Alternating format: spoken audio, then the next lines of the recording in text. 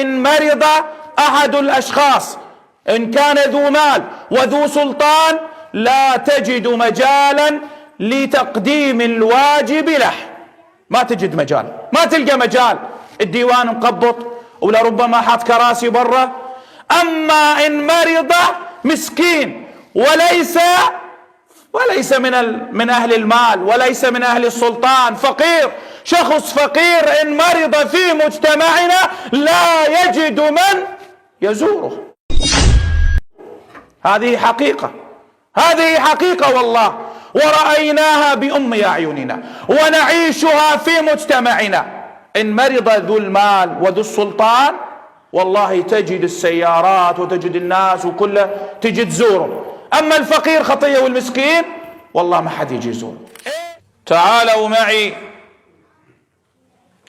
لنعيش لحظات في جو مدينة مكة، أحب البقاع على قلب الحبيب المصطفى صلى الله عليه وسلم، ولكن ليس في زمانه بل في زمان التابعين. هذا الأثر والذي يرويه لنا سيدنا سهيل ابن أبي صالح يقول، وهو من التابعين، يقول: كنت مع والدي أبي صالح ويدعى ذكوان، وهو صحابي من صحابة الحبيب المصطفى صلى الله عليه وسلم. يقول: كنا في مكة في موسم الحج، تأمل معي يرعاك الله.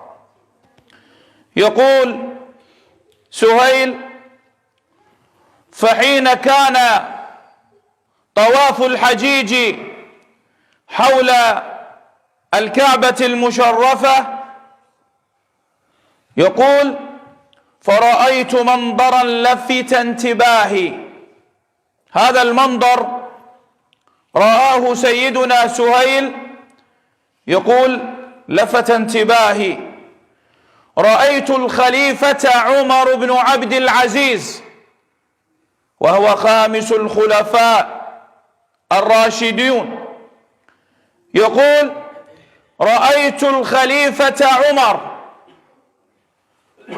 يطوف مع الحجيج، يقول: والناس تقبل به وتحضنه وتشمه وتنظر إليه وتكلمه وتحدثه. يقول: من دون الناس سيدنا عمر بن عبد العزيز ينظر إليه الناس ويطلبه ويقبلونه ويضمونه ويحضنونه. من؟ عمر بن عبد العزيز الذي قال قولا خلد إلى قيام الساعة. ماذا قال؟ انثروا القمح على رؤوس الجبال حتى لا يقال جاع طير في بلاد المسلمين. انظر، هذا من؟ عمر بن عبد العزيز، خامس الخلفاء الراشدين، خامسهم. انظروا إلى العدل، انظروا إلى دولة الإسلام كيف كانت، وانظروا إلى دولة الإسلام كيف أصبحت. أصبحنا اليوم في أسوأ أحوالنا، لم يبق من الإسلام إلا اسمه، إلا من رحم ربي. نعم، هذا واقعنا مع شديد الأسف، هذا واقعنا المرير مع شديد الأسف. الكل يبحث عن مصالحه، يريد مصالحه فقط. أين أنت من قول النبي صلى الله عليه وسلم: لا يؤمن أحدكم حتى يحب لأخيه ما يحب لنفسه. لا وجود لهذا الحديث في مجتمعنا إلا من رحم ربي. انثروا القمح على رؤوس الجبال حتى لا يقال جاع طير في بلاد بلاد المسلمين. أقول لك يا خليفة المسلمين، اليوم جاع الطير وجاع العجوز وجاع الطفل وجاع المسكين وجاع الفقير الذي لا يملك الجاه والسلطان. من يملك اليوم الجاه والسلطان في بلاد المسلمين يعيش أفضل أيامه. اليوم احنا المعيار عندنا ايش؟ الجاه والسلطان والمال. هذه المعايير الثلاثة فقط موجودة في مجتمعنا. أين أنت من قول الله تعالى إن أكرمكم عند الله ايش؟ أتقاكم. التقوى لا محل لها اليوم في مجتمعنا، هذه حقيقة. أعود إلى الحادثة. يقول سيدنا سهيل: فقلت لوالدي ما أجمل هذا المنظر، هذا المنظر ما أجمله، خليفة المسلمين والناس تضمه وتقبله وتطلبه للكلام. يقول: فقال والدي إنها محبة الله.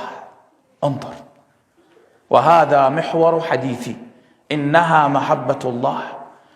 يقول: فقال لي إني سمعت أبا هريرة رضي الله عنه وأرضاه يقول: قال رسول الله صلى الله عليه وسلم. انظروا إلى هذا الحديث العظيم الذي دائما ما أتذكر به. انظروا إلى هذا الحديث، لربما سمعناه ولكن علينا أن نتمعن بمعانيه. سمعت رسول الله صلى الله عليه وسلم يقول: إذا أحب الله عبدا، إذا أداة شرط، إذا أحب الله عبدا نادى على سيدنا جبريل: يا جبريل إني قد أحببت فلانا فأحبه، فيحبه سيدنا جبريل. انظر إلى مراتب المحبة، انظر وتأمل. يذكر اسمك في السماء عند الواحد الديان، عند عرش الرحمن. انظر إلى هذه المنزلة العظيمة. بل أي منزلة هذه، ليست كمنازل الدنيا. والله فلان كنت يمه الوزير الفلاني والمسؤول الفلاني والرئيس الفلاني وقال سلموا لي على فلان من منطقتكم لأن يعرفوا، فنصاب بالنشوة والغرور. فلان سلم علينا. انظر، فكيف بالواحد الديان إن ذكرك في ملائه. انظر وتأمل. إذا أحب الله عبدا نادى جبريل: يا جبريل إني قد أحببت فلانا، فيحبه سيدنا جبريل. ثم ينادي سيدنا جبريل، انظر إلى المنزلة الرفيعة، ثم ينادي سيدنا جبريل في ملائكة السماء وأهل السماء: يا أهل السماء إن الله قد أحب فلانا فأحبوه، فيحبه كل أهل السماء. انظر إلى المنزلة، ليس بعد.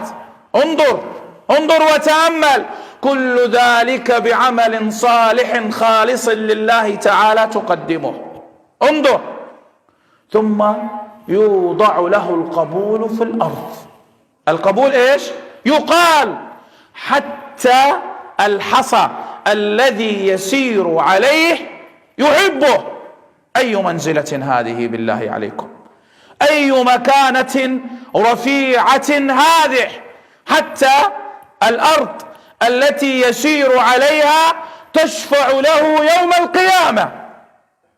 وهذا ما ذكره الرسول عليه الصلاة والسلام حين يضمك القبر يقول: يا خير من كان يمشي على ظهر الأرض. تقول: يا خير من كان يمشي على ظهري.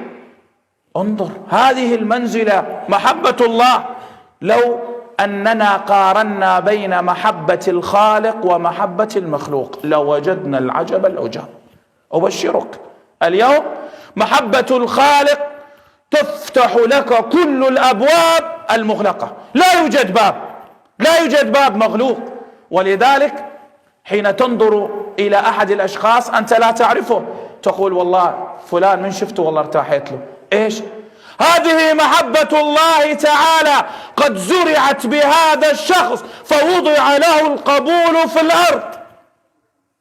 والله فلان ما ارتاحت له، فلان ما حبيته. هاي موجودة بمجتمعنا، مو موجودة؟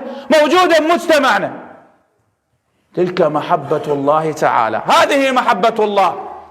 ينادي في ملائكة السماء سيدنا جبريل يوضع لك القبول في الأرض، حتى الأرض التي تسير عليها وتمشي عليها بخطواتك تدعو لك وتحبك.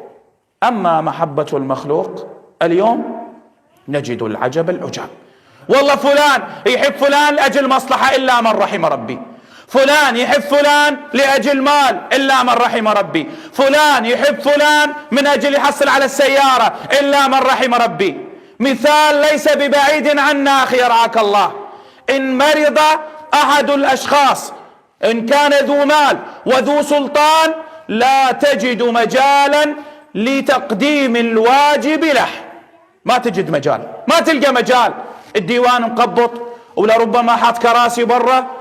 أما إن مرض مسكين